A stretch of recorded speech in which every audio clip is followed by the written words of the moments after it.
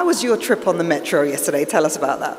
It was great. It was my first, I was reminded that I do lead global transport for Deloitte and that I should really try a wider use of the transport network here. So yeah, went on for a very short trip yesterday, and then I've been on it a few times today. So it was smooth, real easy to operate, find my way around, and very pleasant trip. So would recommend, if you haven't used it, and this is a message to my colleagues as well, is make sure you use it. It's excellent. Brilliant. I'm tempted now, thank you. Right, so building on what we heard this morning, from your global experience, what feels fundamentally different about how cities and large-scale developments are being planned and delivered today compared to previous growth cycles? Yeah, look, I think there's a few things. Firstly, if I look probably 10 years ago, I would never have thought somebody wanted to set up a whole new city. And it's not just a Saudi thing. It is the number of clients we're talking around the world who want to set up from a governmental point of view, but also private sector, initiating this is saying there's a new city, particularly linked with technology and AI and driving that but it's the economic side. It's driving that. So I think there's far more of it. Secondly, is because of this drive towards urbanism, we know the stats are there, but I think the numbers are even going to be higher in terms of the number of people living in cities. That's why you need them, right? So and so you have that. There's the economic pressures. In order to, you need that urban space in most cases to create economic activity. You need a place to put people. But I think the difference is that they're being better planned because you're going from greenfield. It is hard because you're having to pay for everything and you're not able to spread that over 100 years that you might have done previously. But it is this ecosystem that we talked about earlier. It needs the village, it needs the public, the private, it needs the construction, but also how you build the economy. But there's also a greater focus on density. So previously, people, because it was a bit haphazard, there was lots of building sort of went wherever it felt like, where now it's better planned, it's having higher density. Like we saw this morning when Marco showed the metro, is that, transport and transport links will influence where people will live, and so there's a those nodes where there's stations will now become a hub. And lastly, that there is embedded into that into the new plans are sustainability and resilience and livability. So all of those are trying to be considered. But it just makes it, because there's so many things now and it's hard, it makes it really, really complex. And you've personally been involved in NEOM. Let's talk about your role called Kidia. What other projects close to home have you been I mean, here we've done stuff with various government departments and continue to do so, and the team do it. But also we've done stuff around the world in terms of looking at various new cities in Asia Pac and South America, Caribbean places as well, particularly. But also looking at more developed economies. But we're looking at it is just a change because of urban centres create this economic activity. And everybody's competing now to attract that economic activity, because that's what gives value and gives value to everything. But the other bit is we talked the other day about the real estate market. There's no point in just building it, and there's plenty of markets which started with if I build it they will come. Yeah. Unless you can create that economic activity, they don't always come, and therefore you're left with an empty box, and that doesn't help you. Yeah, and of course Deloitte can get involved at any stage of the life cycle once once they've built it and they're hoping for people to come. But ideally, you want to get involved right at the beginning to influence those early stage decisions. Yeah, I mean, look, we help clients across the whole life cycle, from that strategy point to design, planning, financing, procurement, construction, operation. A few things. We do like getting involved at the very start, and well, that's obvious from what we do. But in terms of how we can help, because we can help on that strategic piece in terms of how do you fit things together. So we use things like digital twin to look at the adjacencies of various elements. Look at the sustainability, what level of emissions this is going to do, what land is available, what could go there. Make sure that you're looking at the entire ecosystem. Do you have enough capacity from an infrastructure point of view, from a power, from a water, from all those utilities? Thinking about all of those in one place, but also then going, so who's going to pay for this? Yeah. And who's, so do you have enough governmental money? Probably not, is the reality. So how do you how do you set this up and set up in individual projects, and maintaining that connectivity? What you don't want is single things being developed on their own, because if they go on their own, you miss all the efficiencies.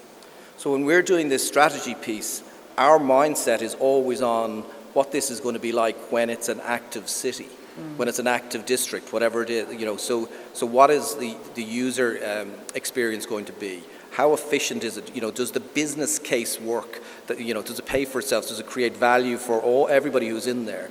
But also, is it efficient from a resources point of view, from a cost point of view, from an emissions point of view? How livable is it? All of those things.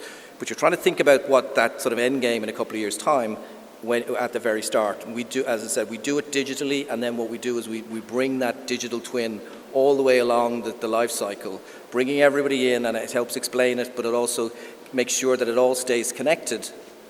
And then you deliver that ultimately what is the end product that everybody hoped for at the very start.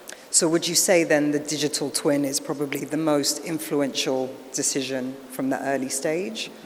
It's part of it. Sometimes it is easier for people to see things visual. Most people are visual, and so they get to see things. But what and if anybody wants to come out to the booth, we've digital play, and we're able to look at a area or district, but what we're also able to do is look at use geospatial to say, well, how much space do I have available? What could that do if I put different types of real estate on top of that? And so the digital picture is more than just a picture, and this is why it's important that there are some digital twins that just a beautiful picture and it's used for sales.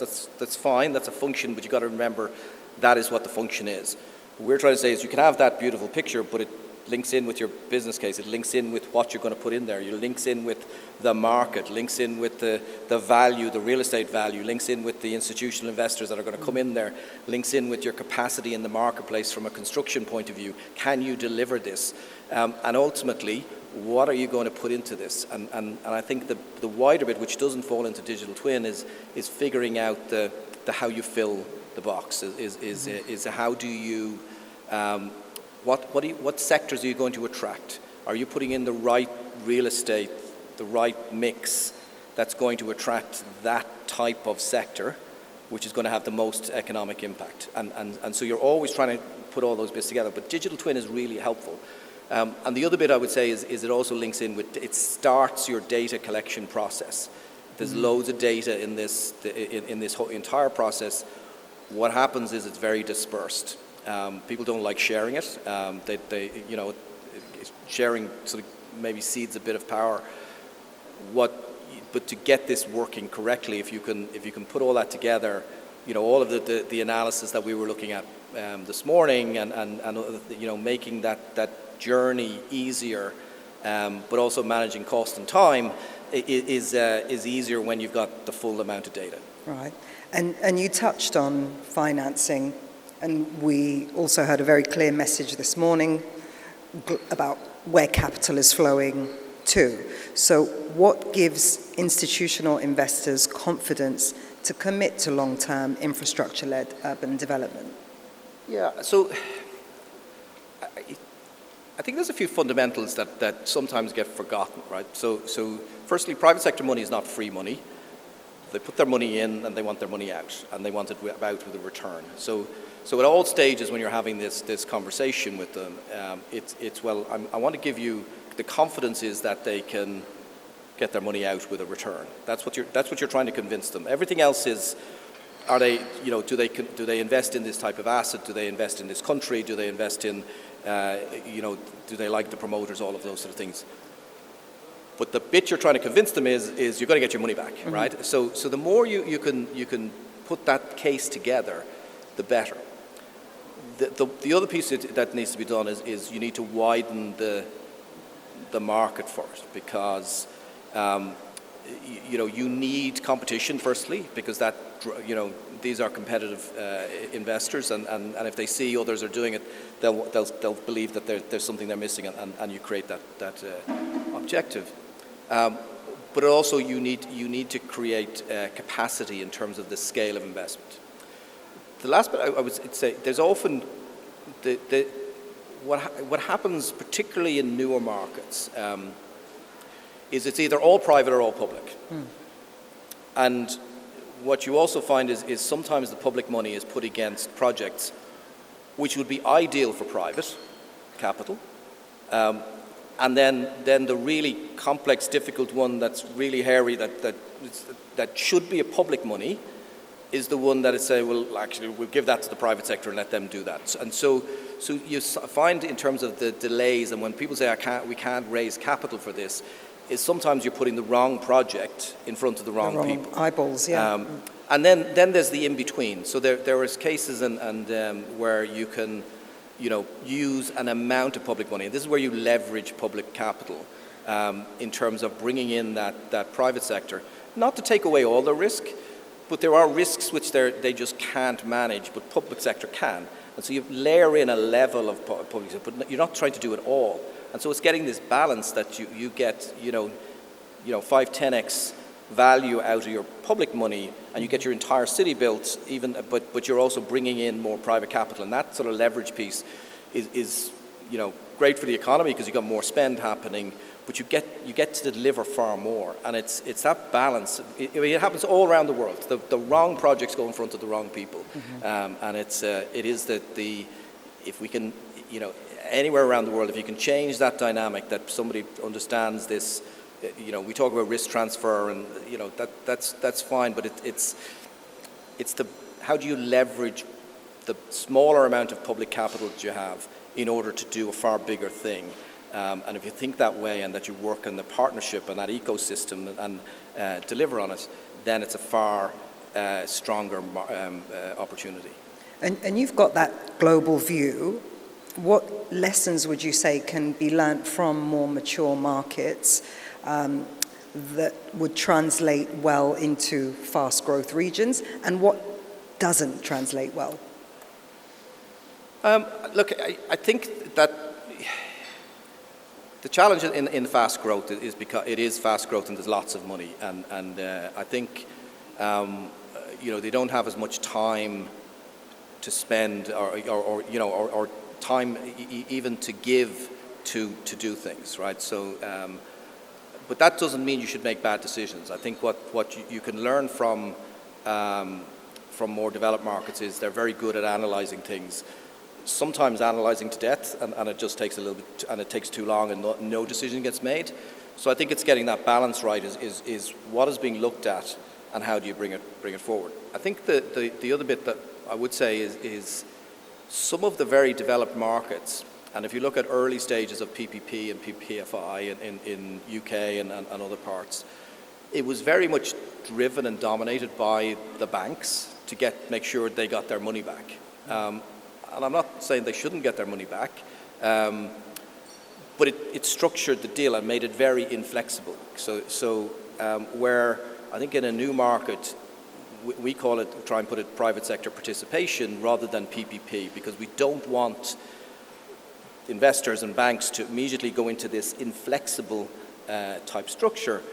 So it allows you to put in that flexibility that aligns better with the local market, that deals with those risks pieces and says, well, okay, bank, you to play here, you can take a little bit more risk. It doesn't mean that no matter what happens, you always get your money back, because actually there's a risk piece here that you can play. It's a balance, because you don't want to push them off. Mm-hmm. But I think there's opportunities here that you can take what's been done on developed markets and make it faster, get the same data, but use digital a bit more, and get to the market a lot quicker. What would you say definitely wouldn't work? Wouldn't work here, or in fast markets. Look, I think the developed markets there are funders who are very comfortable, and they throw something out into the marketplace, and it just gets done because it's just always happened that way. That just takes time, and so eventually you get there here in developing markets, but it just takes you may not have the time to do that. That's why you have to work and bring everybody in as partnerships. Okay. And you've emphasized that cities don't succeed in silos. To you, what does effective orchestration across infrastructure, transport, developers, investors, what does it look like in practice? And you touched on decision making earlier as well. Yeah, look, and again, if you go out to the booth, we've got this asset we call harmonicity, and what it is doing is telling a story that you shouldn't look at a single asset on its own. So if you're building a data center, you can't just think of what's in the box. You've got to figure out where your power is going to come from. Is it renewable or not? Where's your water going to come from? Is it clean enough or not? Where's your telecoms going to come from? And so on. And that's the same for every asset. And it's amazing how people, and even including investors, don't think about those things. And do you not have enough capacity? So I think that a city to operate better is that ecosystem. We did a report recently, AI-powered cities. We did it with NVIDIA and ServiceNow, and one of the things we were looking at was that use cases for AI in cities. What we saw is that the real benefit is where it comes. So there's various tools, they do individual assets, and the cameras do security or waste or all that. Where it really worked well was when the city and that all connected, and so suddenly you had the cameras on the road not only solving the traffic, but they were looking at security and other issues. Not only you build your school, but you also put and other buildings, and you put solar on the top, and that excess power, because they close at 4 o'clock in the afternoon, that any excess power was then utilized in other parts of the city. So suddenly the efficiency of the city was because they were all talking, all those bits talking together. And so, the other bits in terms of, control rooms and control centers, have you got all that connected so that something goes down here, you can now route people differently, and it changes that whole dynamic, that the city can connect with the individual, because you now have that technology link, but also is that the city is working to make the city work. And I think that's where the name comes from. Harmonicity sounds like synchronicity, which is the name of the game. Yeah. And there's a demo outside in your There's booth? a demo on the booth outside. Yeah. So if you have time, go and check it out, Harmonicity. Okay, so we have touched on technology. Obviously, it wouldn't be a fireside chat if we don't delve into AI and data a little bit more. Where would you say AI is already earning its place operationally within infrastructure and transport systems, and where do you see the next wave of impact coming from? So, I talked about the operational bits, and we have, in terms of transport systems, we've implemented where AI sits in the background on transport systems. So you're looking at your road and your whole transport system. Something happens. Human decision making doesn't happen fast enough to deal with the issues. So how do you get call emergency response? How do you get a level of maintenance? But also how do you divert the traffic away and try and reroute it? So we've put AI running simulations behind transport systems to do that. And so, none of that's particularly new, but it is useful. The interesting bit where we're going with, in terms of our approach to delivering infrastructure and real estate, is that we are embedding AI into our solutions all the way through. So I talked about the focus on operations. We are looking at bringing in tools which is looking at cost and cost certainty. It's amazing how much fraud, waste, and abuse happens in a project, particularly when there's in fast-moving, a lot of money being spent, and it's up to sort of 10-15% at any one time. We've put an AI implemented tool called Spend Integrity, which brings together finance, procurement, and technical.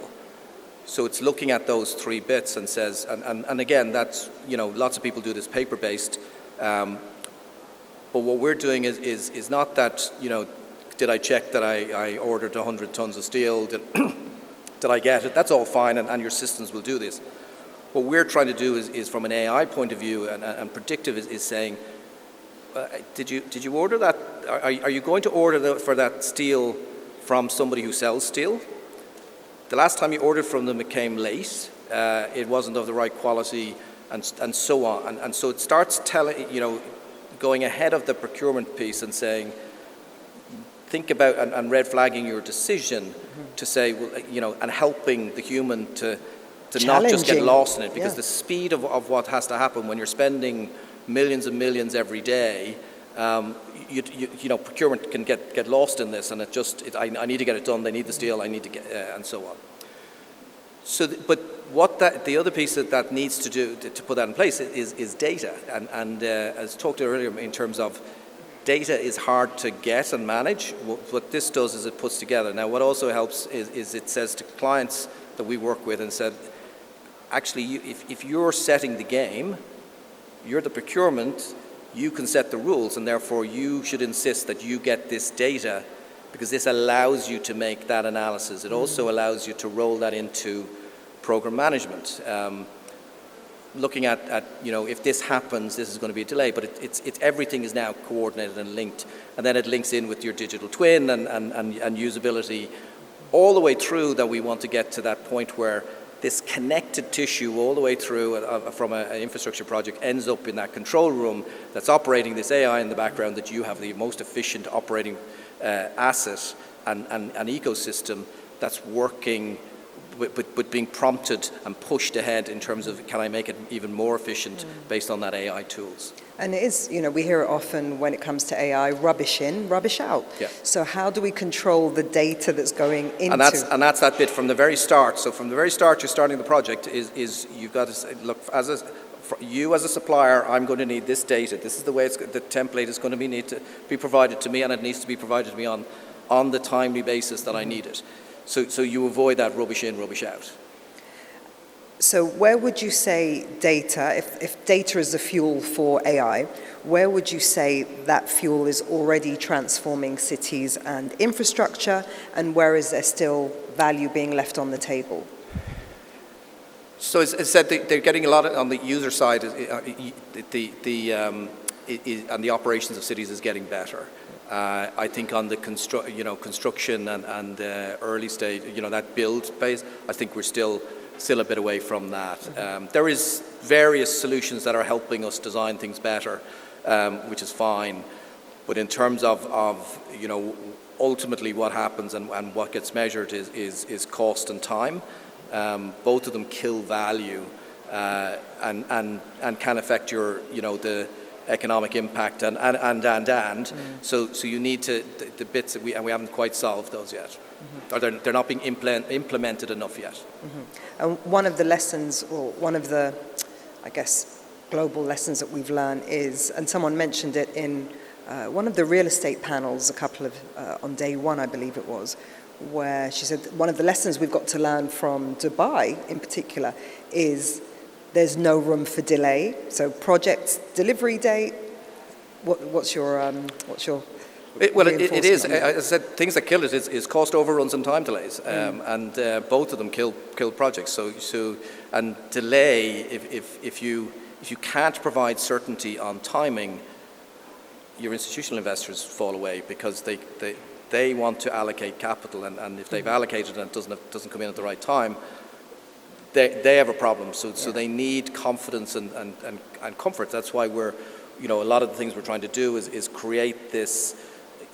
Delays do happen. So it's not that you're going to avoid all of them, But if you can communicate it rather than just sort of bury your head in the sand, it is a lot easier to manage the funders and financiers as you go forward. And lastly, what would your takeaway be for city leaders that are designing for future generations? What do you think they should be thinking about that the future generation will quietly thank them for? Yeah, look, I think having cities that work because you're far more likely now to connect with a city with your phone and all of that. But it ultimately comes down to livability, and one of the things we talk about, all of this design, we can create more density, we're piling more people in. Yet if you look at those, the older cities, and we were talking about yesterday about London, but if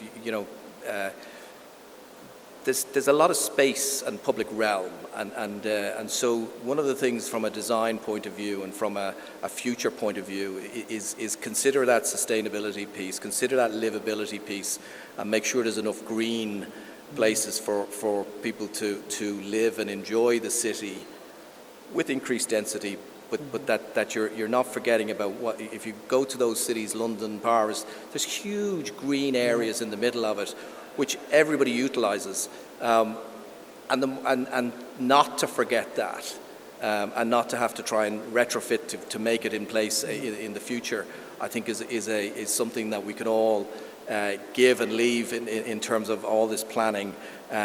And therefore it makes it successful to live in as well as to work in and play in. So it's kind of sacrificing the built up for the landscape. Well, the two have to live together, but making sure you don't forget one over the other. Mm-hmm. So a little bit of greenery, let's not forget. Okay. Michael, thank you very, very, very much for that insight. What's come through very clearly is the competitiveness of cities and the long-term performance of real estate. It's no longer driven by individual projects. We've got to be working together. There's a lot to think about, AI, data. So yeah, I would encourage you all to go and have a look at the Deloitte booth, check out Harmonicity. Yeah. And what was the other one, the data one? Is DAMA, which is our digital twin. Mm-hmm. Check that out. Thank you for sharing your perspective and for helping frame what really matters as cities move forward. Please join me in thanking Michael. Thank you.